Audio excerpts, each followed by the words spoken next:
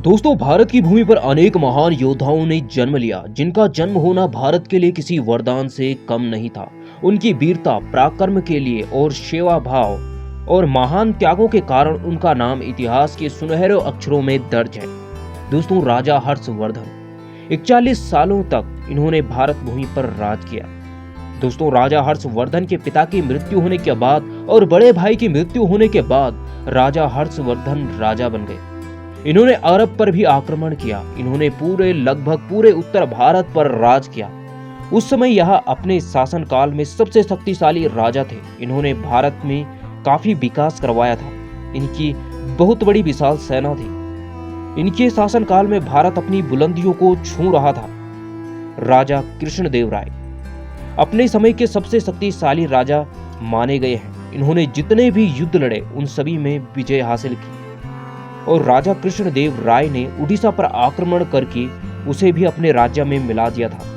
यहाँ तक कि अकबर और औरंगजेब भी राजा कृष्णदेव राय से प्रभावित थे। वह कृष्णदेव राय के बारे में लिखते औरंगजेब ने लिखा है कि वह अपने शासन काल के सबसे शक्तिशाली राजा थे। राजा पोरस। दोस्तों, जब भारत एक देश नहीं कई छोटे छोटे टुकड़ों में बंटा हुआ था और छोटे छोटे राज्यों के अपने अपने राजा थे, उन राज्यों में एक सिंधु राज्य भी था जहां के राजा पोरस थे और वह अपने आसपास के सभी छोटे छोटे राज्यों से शक्तिशाली थे।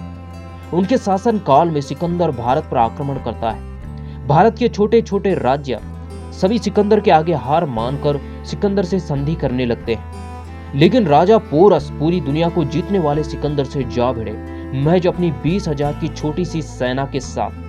राजा पोरस की वीरता को देखकर सिकंदर इतना प्रभावित हुआ कि इनके साथ मित्रता की संधि की। दोस्तों, राजा चंद्रगुप्त मौर्य।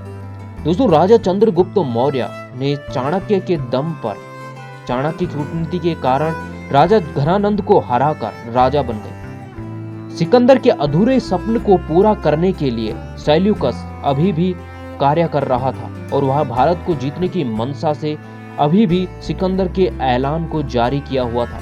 लेकिन राजा चंद्रगुप्त मौर्य ने उसे बुरी तरीके से हराया और भारत भूमि से भगाया। दोस्तों फिर मिलेंगे ऐसे ही 4 और महान योद्धाओं और महान राजाओं की कहानी के साथ, जिनका जन्म भारत के लिए किसी वरदान से कम नहीं है। तो दोस्तों फिर मिलेंगे एक ऐसी वीडियो के साथ। तब तक के लिए जय श्री राम, जय हनुमान।